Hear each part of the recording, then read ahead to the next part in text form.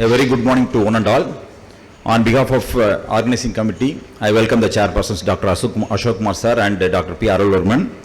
Dr. Ashok Kumar, he did his MBBS and DPM at Tanjavur Medical College and MD in Madurai Medical College. He was in government service for 13 years from 1989 to 2002, and then he joined in Raja Mutaya Medical College. Currently he is working as professor and head of department there.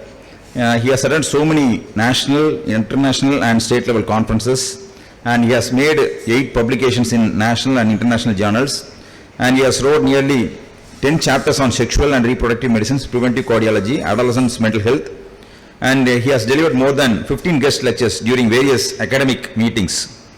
He was the organizing secretary for Midterm CME 2011 and Midterm CME in 2019 held at Raja Mutaya Medical College, Annamalai University. He was the organizing chairman for TransIcon 2013 and also on 2020 held at Pondicherry recently. He held various positions. He was the president of TNIPS from in the year 2014-15 and fellow of IPS National South Zone and Tamil Nadu, fellow of Indian Society of Biological Psychiatry, fellow of International Medical Sciences Academy, and State Council member of IMA Chidambaram branch. I welcome you, sir. And another chairperson is Dr. P. Arulvarman. He is currently working as a senior assistant professor in the Department of Psychiatry, IGM CRI, Pondicherry. He obtained his MD from the prestigious institute JIPMER in 2010. He has more than a decade experience in the field of psychiatry. He has published many research articles in leading journals. He has attended and presented papers in state, zonal and national conferences. He is the author of bestseller for UG medical students, that is Psychiatry Made Simple. He has conducted as well as participated in many community psychiatry programs. His areas of interest are de-addiction, mood disorders and organic psychiatry. I welcome Dr. Arulvarman for this program. Thank you so much.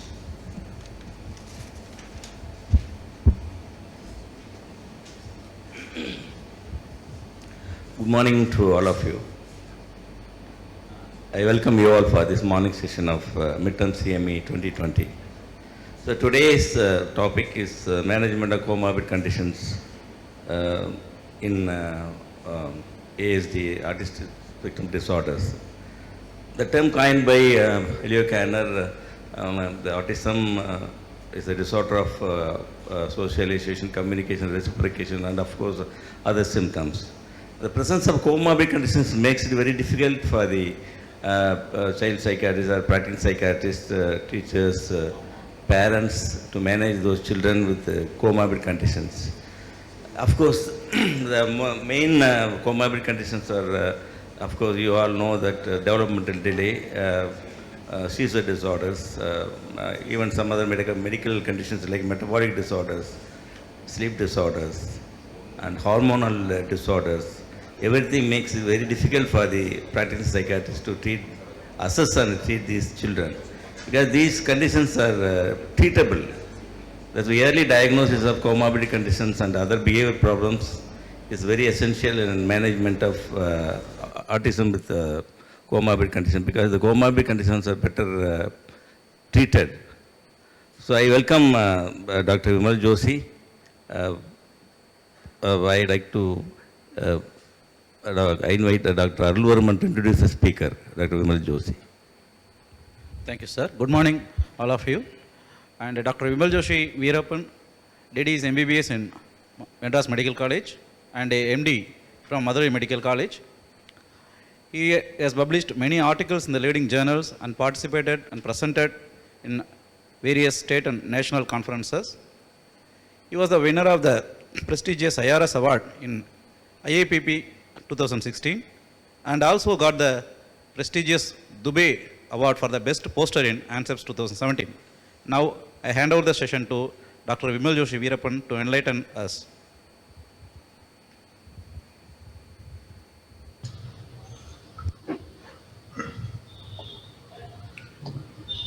A very good morning to one and all.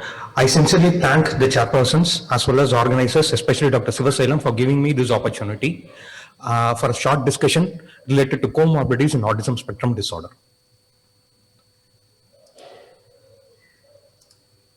I'm just sharing my screen now.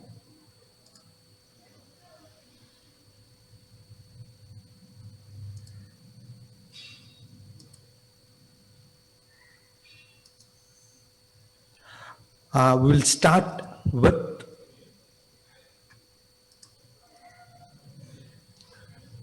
comorbid conditions, especially focusing on genetic, medical, neurological, and psychiatric comorbidities. Disruptive, maladaptive, and self-injurious behavior will also be covered here. This discussion will not touch upon the diagnosis or the special points in making a diagnosis of high-functioning autism or Asperger's syndrome. I'll restrict myself only with comorbid conditions. We'll start with an important quote. For parents and teachers, the coexisting conditions is much more important, and it has a significant role in managing the behavior as well as deciding the type of therapy, even the residential placement of a particular children. For example, a child with severe self-injurious behavior may not be able to attend regular schooling. It may need special education or special schooling. In that note, the severe self-injurious behavior also needs residential placement rather than community participation or community placement. Hence, comorbid condition in autism spectrum disorder plays a very important role, not only in the management, but also functional recovery and prognosis of the child. For our convenience, we can classify the comorbid conditions into these 4 things: medical comorbid conditions, neurological comorbid conditions, psychiatry, and the other behavioral problems. For convenience, it is grouped under maladaptive, disruptive, and self-injurious behavior, as all of them share a common clinical features as well as etiology. So this table will give us the most important medical, psychiatric, and maladaptive behaviors. Of course, it is very important to rule out a genetic or an inborn error of metabolism when seeing a child with autism spectrum disorder. This is not most common, but it is most important to rule out the genetic condition. Next, we will go upon gastrointestinal, and this is the most common comorbid medical conditions associated with autism. Sleep, seizures are equally important and play a major role in the management as well as manifestations of behavioral problems. And other important thing to note is safety of the child with autism spectrum disorder. With respect to psychiatric comorbidity, as mentioned by the respected chairperson, global developmental delay or intellectual disability is the most common comorbid condition, which comes to around 50 to 70%. But my topic here is going to focus mainly upon other comorbidities such as ADHD, anxiety, mood, OCD. And we will also touch upon the other disruptive behaviors which cannot be classified under psychiatric nomenclature. For example, feeding and toileting issues, sensory issues, brief episodic agitation occurring in one particular place, aggression directed towards one particular person, or self-injurious behavior in general. We'll start with genetic or chromosomal conditions. What are the warning signs a clinician should suspect that he should order for a genetic screening or refer to a genetist? Regression of any milestones after 3 years. If there is a parental consanguinity and there is a family history of inborn error of metabolism, then it is very important to go for a thorough genetic screening. During clinical examination, hepatosplenomegaly, changes in the placement of heart, facial features, or unexplained hearing loss, all of these point towards a chromosomal, genetic, or inborn error of metabolism. Sudden appearance of ataxia, incoordination, or movement disorders, or white matter changes seen with neuroimaging again point towards a genetic cause. In children, presence of cyclical vomiting syndrome or repeated vomiting with acid-base electrolyte imbalance can also go for any urea cycle disorders or other lipinopathies. Usually identified in 10 to 20% of the cases of autism. But remember, more than 100 genetic or chromosomal disorders are associated with autism reported in the literature. Authors feel that we diagnose only the tip, and most of the diagnoses are not made or made at a very later stage. The American Association of Pediatrics and American College of Medical Genetics both recommend obtaining a chromosomal array in case of the previous warning signs which are present in a child. Chromosomal microarray has now replaced karyotyping because it is able to identify both chromosomal problems, duplications, deletions, and translocations. And it also says testing for Fragile X syndrome for both males and females who present with mild to moderate global developmental delay or intellectual disability when present with the above mentioned warning signs. So these are the recommendations given. What is going to happen if I'm going to make a diagnosis of a genetic disorder, for example, a Fragile X syndrome? Remember, there is no alteration in the clinical management as far as the child is concerned, but the diagnosis is important because we can give a proper explanation to the family with related to the child's problems. It can further avoid unnecessary tests. And we know from the literature, certain diseases are more comorbid with both medical and other conditions. So that can be easily identified. And it also gives a prognostic significance of the child, current child. And it also advises the parents regarding future pregnancies and expansion of the family. So for all these important things, it is important to make a diagnosis of a genetic or a chromosomal disorder. I'll now move on to the second medical comorbidity, gastrointestinal disorders. This is one of the most common comorbid conditions associated with autism. Literature report nearly 50 to 90% of the children having comorbid gastrointestinal problems. There are many mechanisms suggested. One of the mechanisms is insistence on sameness leading to stereotyped diets, which leads to nutritional deficiencies and lack of fiber intake, which can lead to functional constipation. And indeed, functional constipation is one of the most common comorbid conditions. Other studies also found there is a very significant relationship between gastrointestinal symptoms and problems with symptoms of irritability, anxiety, and social withdrawal. So both are in a way interdependent and interrelated. What are the common GI symptoms? Constipation, abdominal pain, diarrhea, encoparesis, colitis, and GERD. Not surprisingly, most non-verbal children will manifest as a part of a behavioral spectrum rather than pointing to the pain. For example, constipation usually presents with sleep disturbances. Severe abdominal pain can present with self-injurious behavior. Diarrhea and encoparesis can present with pica or irritability. Colitis, typically repeated belly rubbing will be the presenting feature. And GERD, there are reported in the literature characteristic neck movements of the child with GERD. Hence, a new onset of an abnormal neck movement. It can be a stereotyped behavior, but beware, it can be a manifestation of GERD. The management guidelines are given by, again, given in detail by AAP. Since gastrointestinal symptoms are very common, Autism Speaks, through its subsidiary Autism Treatment Network, has devised a scale called Gastrointestinal Symptom Inventory, which is a brief questionnaire given to the parents to identify common GI symptoms in children. It also gives guidelines regarding the investigations which are necessary as well as the management aspects. So this can be used by a primary care physician or a pediatrician, if interested, even by a psychiatrist, to rule out gastrointestinal symptoms and other comorbid conditions. We move on to next important aspect, sleep disorders. It is of extreme importance to identify and treat sleep problems in children with autism, as this may influence the effectiveness of daily interventions. Sleep can cause cognitive dulling, which can interfere with therapy delivery and therapy reception, as well as participation in psychosocial interventions. So in a way, sleep can indirectly influence the therapy as well as improvement in the core symptoms of autism. Normal children over a period of 6 months will have 15 to 20% will complain of sleep disturbances. Whereas children with global developmental delay or intellectual disability, this number increases to around 30 to 40%. Autism spectrum disorder without intellectual disability, usually the complaints of sleep disturbances roughly around 50%, 40 to 60%. Whereas when both the syndromes coexist, for example, autism spectrum disorder with intellectual disability, the increase in the sleep disturbances is going to be 65%. Nearly 70% of the children with comorbid intellectual disability will have sleep disturbances in one point in their lifetime. What are the common sleep problems?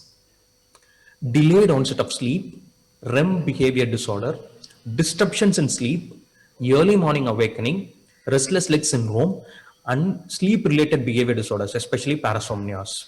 And again, this all sleep problems is usually manifested in daytime behavioral problems such as emotional ability and irritability, increase in stereotyped behavior, cognitive dulling. This is especially evident when the therapist says that the child fails to show progress in either in speech therapy or social skills training. Previously, the child was able to participate well.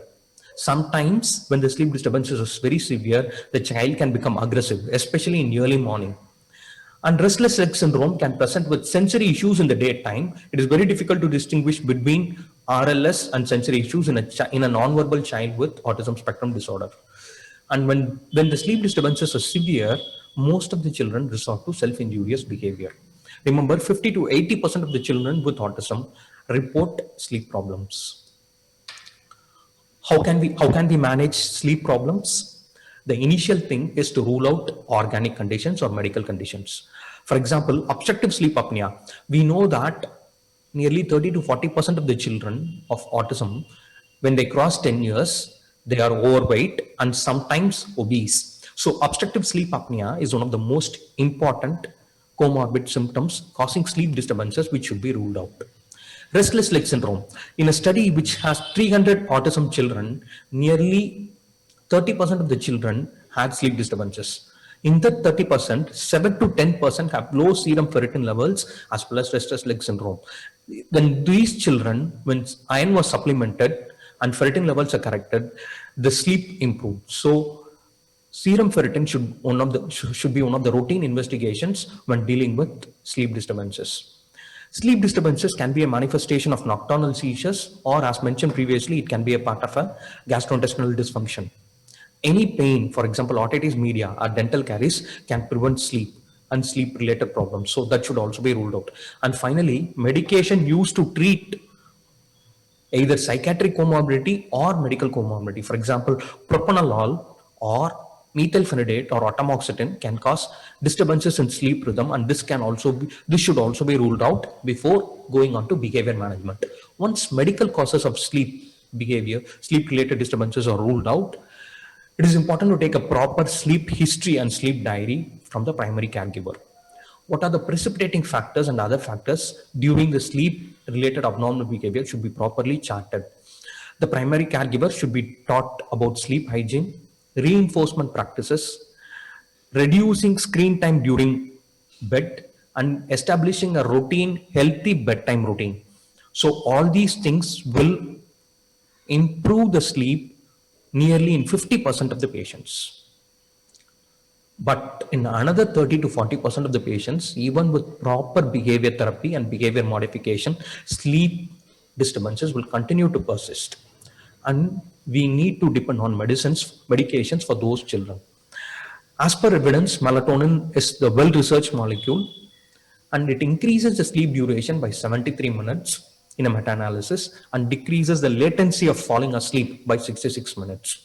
It can be given even in children with intellectual disability, autism, and other disorders, even in neurological disorders. So it is relatively safe with respect to pediatric population. Remember, melatonin is going to improve only the sleep. It is not going to improve the behavior. So if the behavioral problems are the result of sleep disturbances, definitely by improving the sleep with melatonin is going to bring about the change in the behavior. Else, we need to look at other options. Clonidine is commonly used for sleep disturbances, especially the ER formulation. It is widely used below 5 years of age if the children is having associated hyperactivity. Remember, clonidine has a narrow therapeutic index and it can cause rebound hypertension. That should be borne in mind before starting clonidine. The other drug which can be used are risperidone and H1 blockers. Risperidone, the sedation side effect can be utilized here for sleep.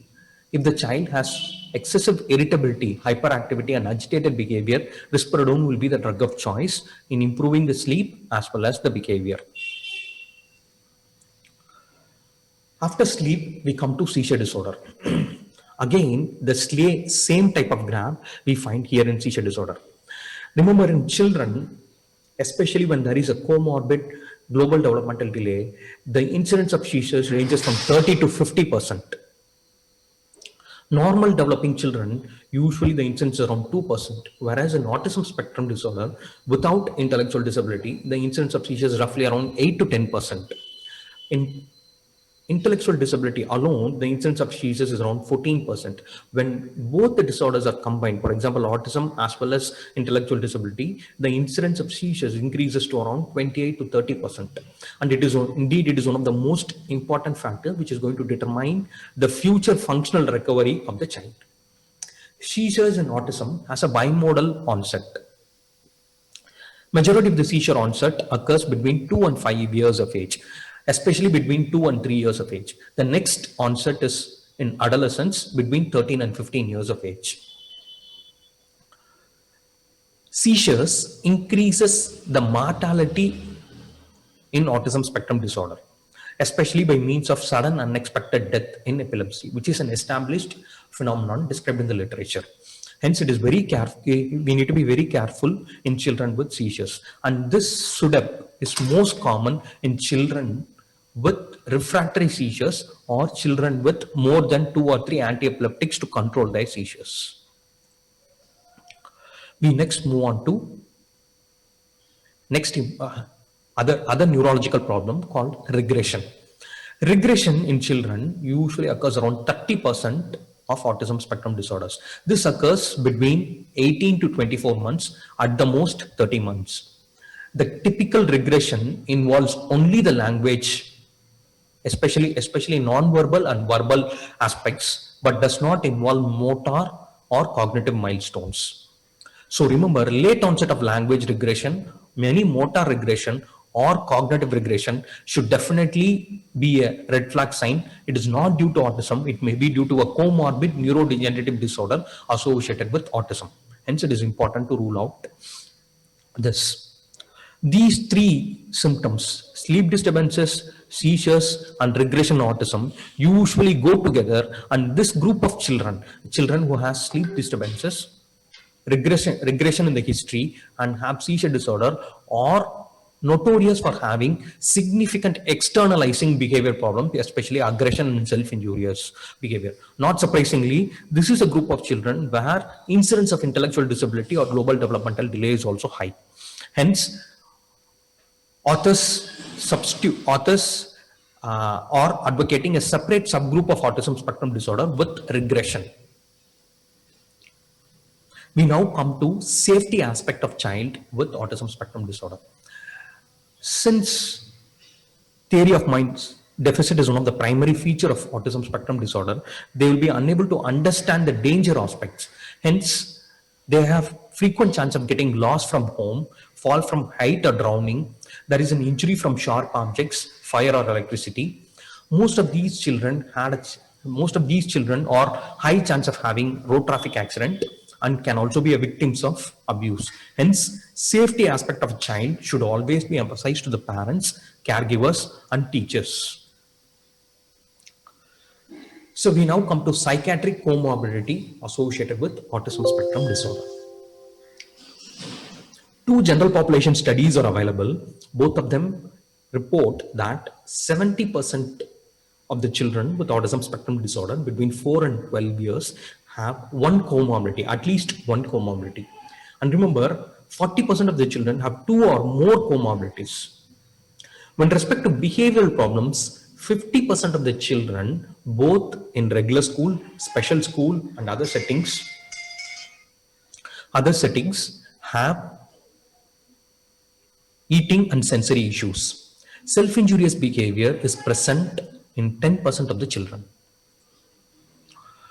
So this is a table given I know the table is very crowded. I want to focus on the pie chart which is given. 30% has a single comorbidity, 70% of the children have two comorbidity, and 24% have three or more comorbidity. Put together, 70% at least comorbidity and 40% nearly two or more comorbidities are present. We now come to the most important comorbidity associated with psychiatry, ADHD. Children with autism and comorbid ADHD are increased risk of bullying and victimization when compared to children with either autism or ADHD alone. So this is a very important aspect, and we need to be very careful with respect to abuse.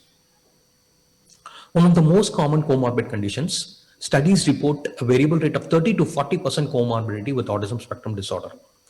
It presents as the same way as a typically developing child, and usually treatment of choice is going to be the same with respect to other children.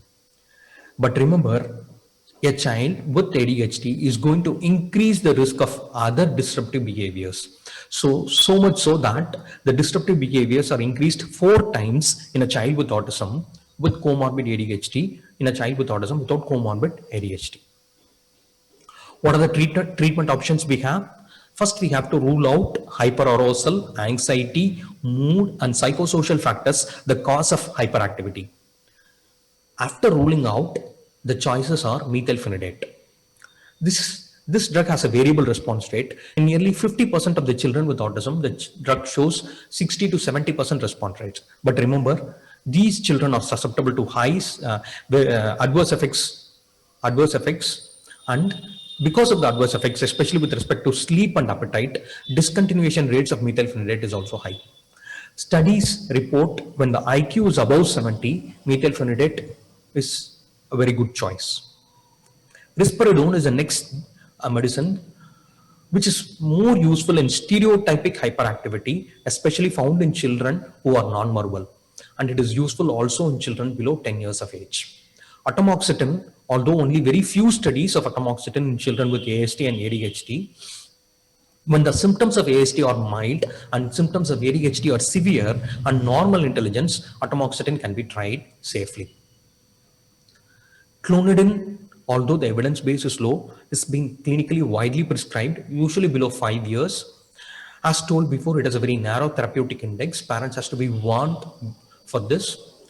It causes sedation and rebound hypertension. Surprisingly, in one study, a randomized controlled study, guanfacine ER is found to have benefit in children who does not respond to methylphenidate. So further studies are needed with respect to guanfacine.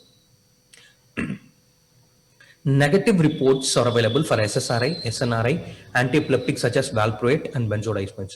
Hence, all these classes of medications should preferably be avoided in treating hyperactivity alone. The general principles of practice prescribing goes here. It is important to start low, usually at a dose of 0.25 milligram per kg per day, especially stimulants.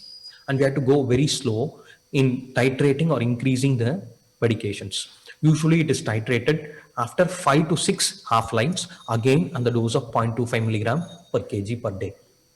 It is important to monitor progress at least once in 2 weeks with standardized rating scale to assess the efficacy of the drug. And it is also very important to look for adverse reaction each and every visit, as some children are non-verbal and they will be unable to enumerate the adverse effect. We move on to depression. In a study conducted by Luned et al. In 2011, he found that nearly 70% of the children with high functioning autism or Asperger's syndrome suffer from depression, and 50% of them have recurrent depressive episode. And not surprisingly, nearly 50% of these children, half of these children, have comorbid diagnosable anxiety disorders. How can we identify a depressed mood in a child with autism? The depressed mood usually represents a marked behavioral change, and primary caregivers and teachers will be definitely able to link to an approximate date. The easiest step to identify is to look for vegetative circadian symptoms of depression: sleep, appetite, fatigability, anhedonia, these are the most common signs. Remember, a child who is attending social skills training, special education, and occupational therapy will spend excessive time over video games and other activities as a means of self-therapy, as a means of self-medication, and that should also be as an indicator for depressive episode or anhedonia. Adolescents, especially high-functioning autistic individuals, present with psychotic symptoms, and majority of these children have a bipolar disorder or depression with psychotic symptoms rather than schizophrenia. In Asperger's syndrome, sudden decrease of repetitive behavior or decrease in obsessive interest should be thought of as a manifestation of a depressive episode rather than improvement in core symptoms. Bipolar disorder is also common in autism spectrum disorder, but it usually begins after 10 years, preferably roughly around 12 to 13 years.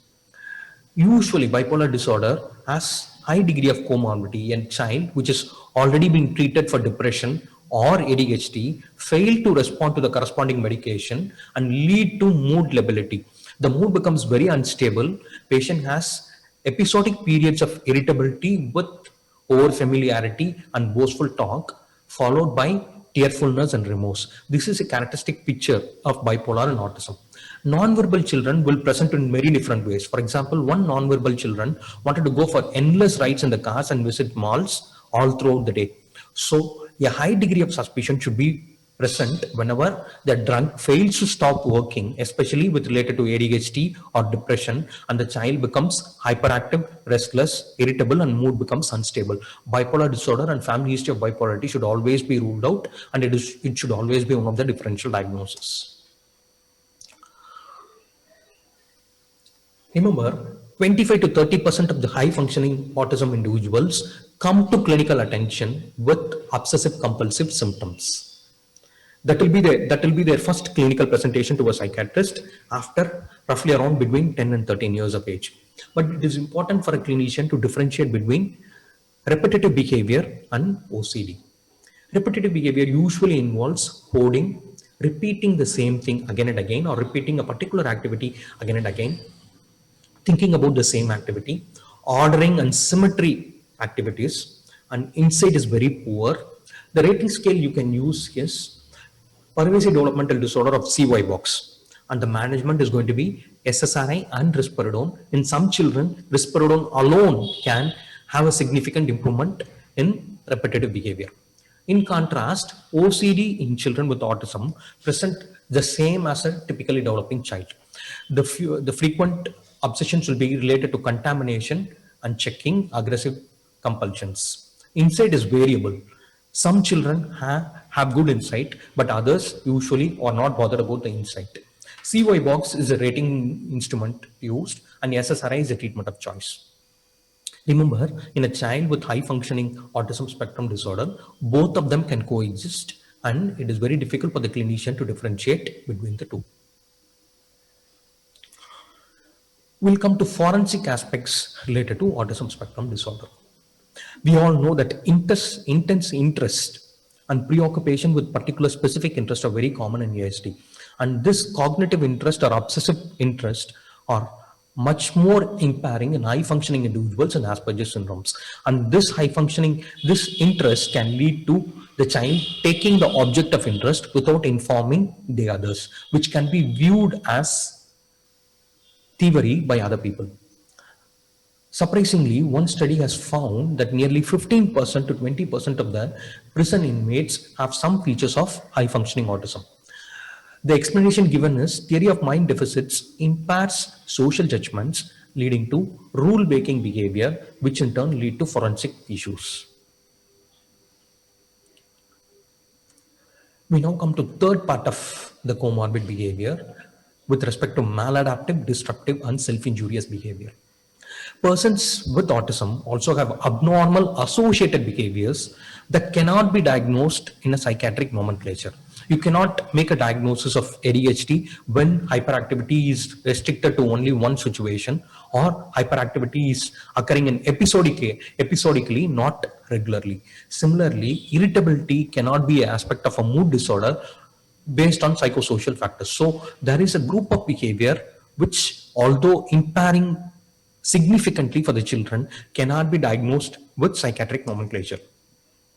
This is a clinician-friendly scale given by Maskey in 2012 for assessing these type of comorbid behaviors, starting with sleep problems, toileting problems, periods of hyper, very restless and irritable, temper tantrums, especially when the demands are not met, aggression towards other people, injury towards self, reluctant to separate from one parent in specific situations or all situations, anxiety to go out, anxiety to get in a bus, phobias, very selective about eating, not able to touch many food materials, sensory reactions, producing distress, irritability, and hyperactivity in certain specific situations. For example, going to a hairdresser, dentist, or unusual sensory interest. These are the common 10 behaviors which are very common in children with autism. It can be rated as frequent when it occurs more than 3 times in a day. Sometimes when it occurs 3 times in a week. Never or rare if it occurs less than a single time in a week. The authors nearly interviewed 800 parents of autism children with this particular questionnaire, and these are the results. Eating issues and sensory issues are the most common behavioral problems noticed by the parents, and they are also the most impairing. Nearly 50% of the children have eating and sensory issues. Sleep disturbances present in 45% of the children, toileting issues 30%, and rest you know. Surprisingly, self-injurious behavior, significant self-injurious behavior occurs in around 10 to 15% of the children. In this sample, 50% of the sample had more than 4 problems listed. So all these problems are related to language development and cognitive development, except for tantrums and anxiety, which is present even in well-developed children, children with well-developed language as well as good cognition. In this sample, 20% had genetic or chromosomal diagnosis. So it is important for a clinician to go to this scale and check for the symptoms in each and every visit when dealing with child with autism. How can we clinically classify maladaptive behavior or disruptive behavior or self-injurious behavior? There are 5 classifications, 4 categories in fact. The first one refers to self-mutilation or extreme degree of self-injury called as auto-amputation. These children usually are pain insensitive. A genetic or inborn error of metabolism should always be ruled out when you come across auto-amputation in a child with autism spectrum disorder. The putative endogenic neurotransmitter is going to be endorphin, and the management is going to be naltrexone. The best example here is going to be Lesch-Nyhan syndrome. Next, we come on to repetitive behavior. These behavior, maladaptive disruptive behaviors, occurs more than 100 times per day. Less than 100 times per day. The behavior occurs frequently, but let's say around 3 or 4 times in an hour. It lasts for around few seconds, but less than a minute. This can be viewed clinically as a tic disorder or tic-related behavior because both of them share both neurobiological as well as clinical features. Invariably, callus will be associated because the child is going to bite or rub upon the same surface again and again, leading to friction callus. This can be viewed as a hyperdopaminergic state. Haloperidol or risperidone usually is a medication which can be tried in these group of behaviors. The third group of behaviors occurs when the child's demands are not met. The child is going to become agitated and screaming, referring to decreased frustration tolerance. Increased activity of norepinephrine can be thought of as the basis of this particular behavior, and consequently lithium, clonidine, or propranolol can be tried. The fourth category of behavior occurs more than 100 times per day. In significant group of people, more than 100 times per hour can also be seen. Remember, when the child is prevented from doing this behavior, they are going to get agitated. In contrast to the previous one, when the demands are not met, they are going to be agitated, where here only the behavior is prevented, then they are going to get agitated. This can be viewed as a compulsive spectrum, and serotonin is a putative neurotransmitter involved, and SSRIs can be trained. 30% of the children will have more than one form of maladaptive, disruptive, or self-injurious behavior, either compulsive and agitated, or repetitive and agitated, or self-mutilated and compulsive behavior. So we have to be flexible in assessing the type of behavior which it represents. It is also important to look for the environmental factors in the manifestation of abnormal behavior, and this can determine the severity as well as the expression of the behavior. What are the precipitating factors which frequently modify the balance between the child and its environment? Child-related factors, as previously mentioned, any painful conditions, infections, seizures, gastrointestinal problems, medication use, and psychiatric illness can all present with abnormal, maladaptive, disruptive behavior. Any changes with respect to time and scheduling, these children, we all know, is very important with respect to routine and schedule. If there is any change in the time, it is going to present with abnormal behavior. The same thing respect to place, any change of place, visiting a guest is going to cause an abnormal behavior in these children. Or a guest coming to a home, a new person is going to again cause the same. And remember, this doesn't confine only to home. This also should be kept in the therapy settings. A new occupational therapist is going to cause lots and lots of adjustment problems, which can manifest in the form of self-injurious or repetitive behavior in a child with autism.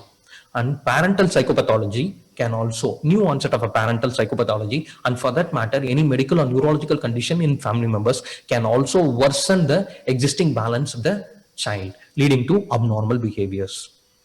Finally, we have to look at environmental factors. Since sensory issues are very frequent in these children, improper excessive lighting, excessive noise, excessive temperature or very decreased temperature, and other changes in the environment will precipitate the child from having all these behavior problems. It is important to identify and modify these factors before designing behavioral interventions or medication choice. Once precipitating factors are analyzed and frequently and mostly treated, if the abnormal behavior still persists, it is important to look for functional behavior analysis. The target behavior needs to be analyzed using antecedents, behavior, and consequences. Identifying the function of the behavior is very important for the therapist to maximize or minimize the behavior and improve educational and environmental interventions. So what are the functions of the behavior? There are 4 important functions usually of a maladaptive behavior. First is escape avoidance. Escape avoidance refers to when there is a mismatch between task complexity and child's ability. For example, a child is attending speech and language therapy. Slowly, the child's cognitive demands are unable to meet with the speech therapy. So the child, a non-verbal child, will be unable to express this and will go in for a maladaptive behavior so that it can escape from speech therapy. So what is the management here? Simplifying and breaking up of the task is the usual simple solution which can result in improvement in the behavior. The next important function is attention seeking. Autism children understand by using a maladaptive behavior, they can get attention of the primary caregiver. Hence, they frequently resort to maladaptive behavior in order to gain the attention and spend time with them. So proper time schedules and ignoring in other things is going to be the solution for this particular function. Some children, especially in a social setting, in a group setting, and in a play setting, these children resort to maladaptive behavior in order to get a toy or participate in a group activity as a means of procuring tangible objects. The other children become agitated and immediately give the child which is exhibiting an abnormal behavior. So this should be properly taught to the group therapist as well as other children in the group, leading to extinction of the particular behavior. And finally, in severe nonverbal children, as a means of communicating distress, As we saw previously, abdominal pain can manifest as abnormal behavior. So improving the communication using gesturing, and if that is not possible, using alternative means of communication can help in decreasing these behavior. So it is important to rule out medical factors, home related factors and environmental factors first, and then analyze the functions of the behavior in two settings, in the home setting as well as in the educational setting, and enumerate the functions of the behavior. As in the type of behavior, the functions can also be multiple here. One child can use headbanging at home to gain attention, whereas use headbanging in a school setting to escape from the occupational therapy. So the same behavior can serve two different purposes. So all of these should be included in designing an appropriate behavior therapy management. Once behavior therapy is maximized, still the child continues to exhibit abnormal behavior, maladaptive behavior, which interferes with child's quality of life or which interferes in therapy delivery. Hence, then medication needs to be considered. For hyperactivity, inattention, the treatment of choice as per evidence and safety goes with initial with alpha-2 agonist, clonidine, goes on with atomoxetine, methylphenidate, and finally risperidone. For repetitive behavior, restricted repetitive behavior, if the child is below 10 years, it is better to start with risperidone in a low dose, observe frequently. If the child is above 10 years and the first onset of repetitive behavior, should always make the clinician be wary of OCD in the background. So it can be started with SSRI with due precautions, and then if it is not responding, a risperidone can be added or substituted depending upon the response. We now come to most important, irritability, aggressive and self-injurious behavior. If it is going to be pre-pubertal and the behavior is very mild but still interferes in the therapy, clonidine can be tried for a period of around 8 weeks. If it does not improve, a very low dose of risperidone or aripiprazole can be tried. Whereas in case of severe irritability or maladaptive behavior, we can start with risperidone. The dose is in the range of 0.5 to 3 milligram. Usually children tolerate risperidone well if it is started in a very low dosage and properly titrated. Aripiprazole is the second best option, especially if the child is unable to tolerate the sedative side effects of risperidone. We can also try a short course of haloperidol if both risperidone and aripiprazole fail to show a response. And finally, mood stabilizer can be added. Mood stabilizer here, either valproex or lithium can be tried. The evidence regard to other mood stabilizers are very sparse, and lithium and valproate is inconclusive evidence. If the child presents with irritability, significant irritability in a post-pubertal state, always rule out mood disorder, especially bipolar or depressive disorder. Start with risperidone, aripiprazole, haloperidol or mood stabilizer after ruling out mood and anxiety disorders. So with this, I'll just summarize my points. Remember, autism spectrum disorder is a very large public health concern all throughout the world. And comorbidity in autism spectrum disorder is a rule rather than an exemption. 70% of the children have one comorbidity and 40% of the children have two or more comorbidity. And comorbidity many of times determines the type of therapy and other interventions provided to the child. Recent worsening of the functioning or new appearance or worsening of the previously existing behavioral problems, always consider organic etiology and rule out medical and neurological conditions before deciding on other management. Psychosocial factors, especially environmental factors with respect to time, place and person, as well as other things, can also precipitate an abnormal behavior, hence that should also be ruled out. Psychiatric diagnosis are common. For example, 30% common ADHD is common, and nearly 60% to 70% depression is common in high functioning autism. So presence of a psychiatric illness should warrant a clinician to treat the psychiatric illness as for that of a normally developing child. Once the psychiatric diagnosis and medical diagnosis and neurological diagnosis are ruled out and psychosocial factors are stabilized, functional behavior analysis should be carried out for other abnormal behaviors. And behavior modification techniques should be introduced. Medication can be tried for a short term along with behavior modification techniques if behavior modification alone is not showing adequate improvement. With this, I end my discussion. Thanks for your patient listening. Thank you very much. Thank you, Dr. Vimal Joshi. It was a quite comprehensive but yet interesting presentation. So treating ASD children with comorbid conditions is like equal to treating the caregivers or parents, where they are equally distressed. So it was a nice presentation. I hand over the mic to Dr. Arulvarman. Excellent presentation, sir. There are some few queries asked by the audience. The first one is the challenges in the assessment of comorbidities, because we know interaction is the rule than exception. How we are going to assess the individual disorders, autism and intellectual disability, anxiety. So what are the symptoms which are overlapping and how to tease out each and everything in the initial assessment as well as during follow-up, sir? Yes, this is a very important clinical feature. Studies say that when we follow up an individual child for example for 2 to 3 months, most of them can have an identifiable diagnosable disorders. There are very few rating scales or instruments particularly useful in autism spectrum disorder. For example, as I mentioned before, there is a rating scale to be used in Asperger's or high functioning autism and OCD.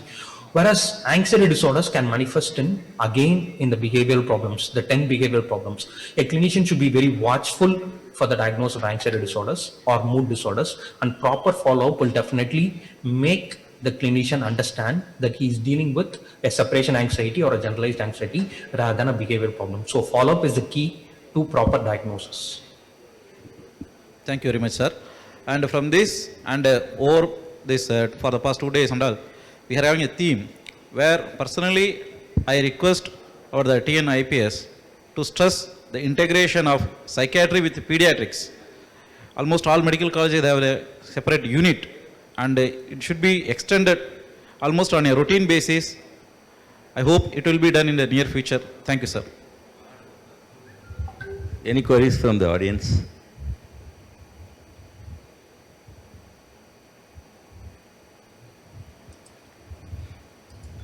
If there are no queries, we can wind up this session.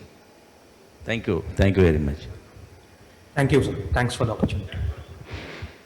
Thank you, Dr. Vimal Joshi Veerappan. It was a mind-blowing presentation. And now let me invite Dr. Ramanujam, our organizing vice chairman, to honor Dr. Ashok Kumar, sir.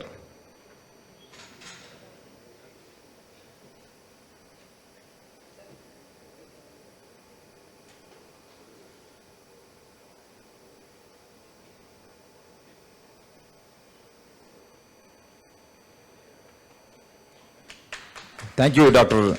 Ashok Kumar, sir, for kindly accepting our credits. And thank you, Dr. Ramanujam, sir. And now let me invite Dr. Sriram, our organizing treasurer, to honor Dr. P. Arulvarman.